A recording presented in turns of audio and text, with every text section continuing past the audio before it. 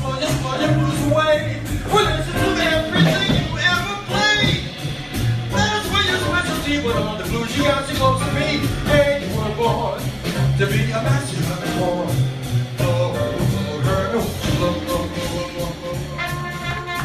Before we get into it, I literally thought about the thunderclap when Bird died before we came down here. Bam, on stage it happened. And you just went with it. It was raining that night? Well, the night that he died, they said there was a massive thunderclap. Wow. In the apartment that he died in, the whole city heard it. Here we are. Nice to meet you. So, what do you think Bird would say if he saw what this town is doing for him? He saw the thunderclap, right? Yeah. I think he would be very pleased, very happy. He probably wouldn't believe that they're celebrating him like this. We got a museum, we got a club, we got a Charlie Parker celebration in almost every city. Yeah. Several of them, and this is really a great thing. Charlie Parker to me was one of the greatest musicians ever, and I feel like he's talking to me. You know, when I hear his music, yeah, I feel like he's talking to me. He's actually talking to me. So when I was writing those lyrics, they just came. Yeah. But I've been into Charlie Parker since I was a kid, and I first started writing lyrics to his music around 1975. Yeah. 1975. Why is he going to be so timeless? Everybody loves him. Why is he going to be forever? Because when he came along, when he started playing and experimenting with that new sound, nobody else is doing that. Right. Nobody else is playing like Charlie Parker. And he had this niche, and he found out he just knew how to play that horn and make people feel good. Yeah. You know, even though he had a substance abuse problem, he still played, you know, and who knows, that might have made him play better. Yeah. Maybe that's the reason why so many guys started being hooked on drugs. Yeah. They want to play like Charlie Parker. Right. But you know, you don't really need any type of drugs to play this music. Though. Sure. And I'm a living witness. I'm 65 years old. Yeah. You know, I'm 65. You're doing good. I'm retired, and I just thank God that I have my health. Yeah. My mind. Everything is good. That's good. Yeah, your health. I think Charlie Parker would be very happy with what's going on. Absolutely. So you're down here from D.C. Yeah, I flew in yesterday from Washington, D.C. I'm from Washington. I was born 1950, December 20th. Yeah. And so here I am, man. You know, I started off at a young age. Yeah. I started off very young age because my father had a record collection back in the 50s. And he loved the music, and the resident manager was a pianist. Right. Named Spencer Payne. Yeah. And he had jam sessions at his apartment. Yeah. Almost every other week. Yeah. So I was one of the little kids with his children running around the house. Yeah. When the grown-ups were in there. And there was people like Shirley Horn and Keita Betts and Jimmy Cobb and Buck Hill and Calvin Jones. A lot of musicians. And then I ended up meeting those people when I got in my 20s.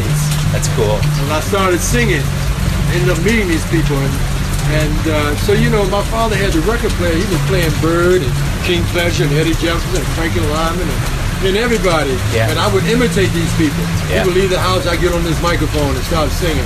Yeah. And I never stopped. Right on. So I was singing songs like Night Tunisia when I was 9 and 10 years old. Yeah. So when I got in the club, John Malachi was a pianist. Yeah. He was the original pianist with the Billy Eckstine Big Band, with all the killer players. Sure. With Art Blakey, Charlie Parker, Dizzy Gillespie, Lucky Thompson, Bass Navarro, and all them different people. And so, and Sarah Vaughan, Lena Horne, Pearl Bailey. So, Sarah Vaughan was a real sassy, always cursing the guys out. So when John started playing with her later on, he would always tell her, why don't you stop being so sassy?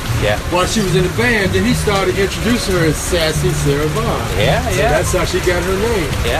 And so John, he started, around in the 70s, he started a workshop at a place called the Pigfoot. And I walked in on the first day, and I signed up. When it came my turn, he asked me what did I want to sing. I said, A Night Tunisia. He said, what do you know about A Night Tunisia? I said, just play it just like the record. And that's, I never stopped. You, Night in Tunisia.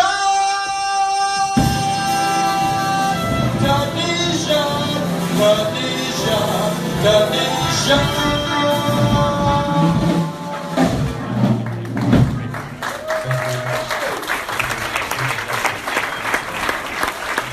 nice. I've never stopped singing, so I've been singing for over 40 years now. It's perfect. Professionally. Yeah. But I was actually singing earlier than that. I'm 65 now. That's beautiful, man. So, you know, I've been blessed. Yeah, absolutely. I got my health. I'm retired. I got my railroad retirement. I got my pension. That's good. And I stopped singing for a long time. Yeah. And I you know, thanks to the internet, this social networking really puts everybody on even playing ground. Yeah, absolutely. Because everybody can put out a record now. Yep. As a matter of fact, a lot of the labels don't even have jazz on their labels. Right. Because there's so much competition. Yeah. I mean, I'm recording now. Yeah. And I got a good system, who knows? You know what I mean? So that's that little story right there. That's good. You know, so let me tell you this. I met James Booty.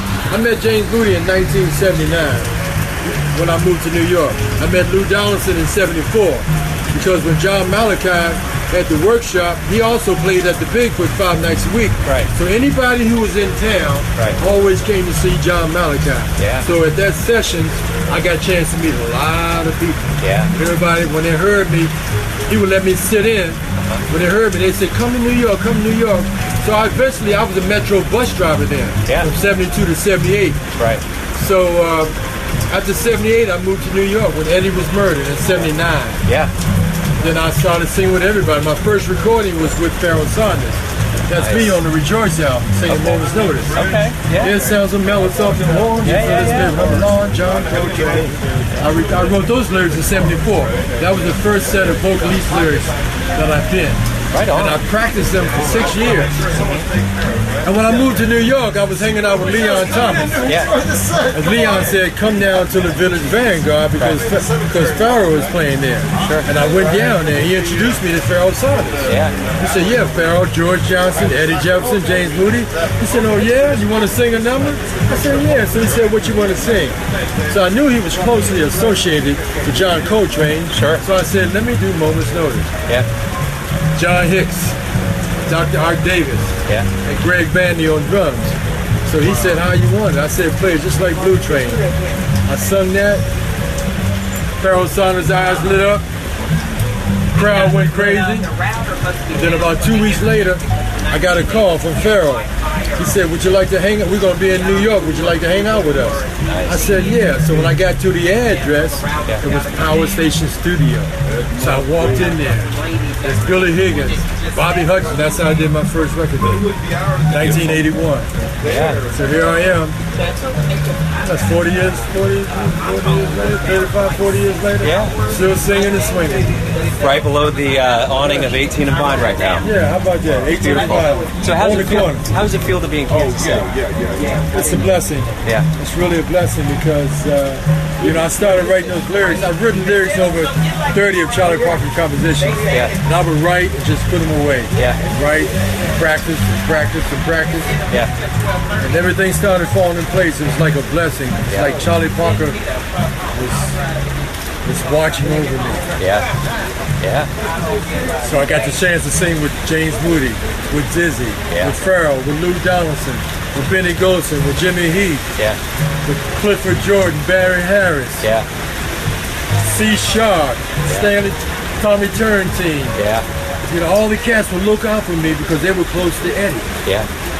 So I've been blessed, man, and I'm still singing. I just feel good, man. Full circle, man. Full circle. That's cool, man. That's right. That's Thank cool. you. Good. Sir? That's beautiful. Yeah, okay.